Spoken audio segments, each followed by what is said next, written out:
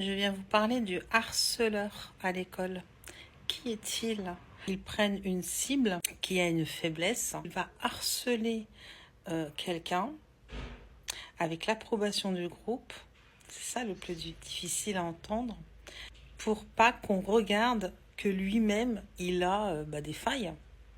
Alors des failles morales et parfois physiques. En général, le harcèlement, hélas, se finit pas très justement, on va dire, parce que quand on apprend qu'un enfant est harcelé, il est souvent trop tard.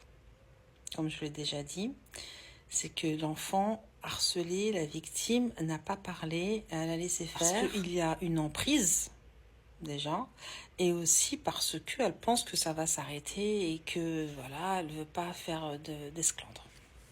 Elle a honte aussi. Ça dure dans le temps.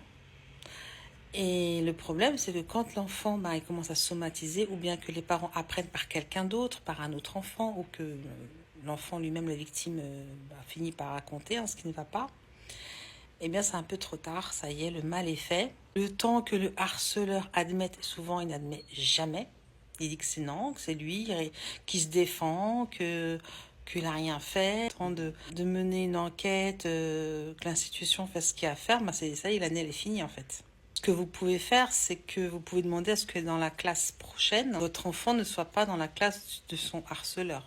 Moi, personnellement, je conseille aux parents de changer d'école.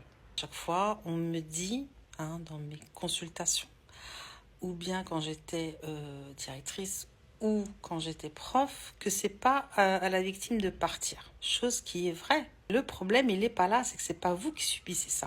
C'est pas vous qui vous réveillez le matin, tous les matins avec la boule au ventre, même si vous le voyez pas, vous parents.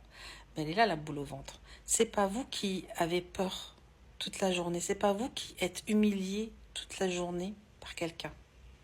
Alors moi aussi, quand j'étais beaucoup plus jeune, je me disais que c'était pas au harcelé de partir. Et après réflexion, méditation là-dessus, eh bien, si, il faut partir.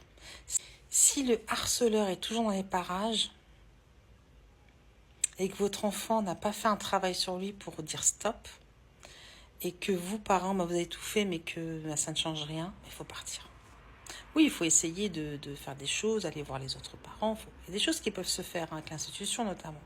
Mais le harceleur, il partira rarement de l'école. Les camarades de classe sont complices. Votre enfant, elle n'a plus rien à faire là, quoi. Et pour un accompagnement, je suis là. Au revoir.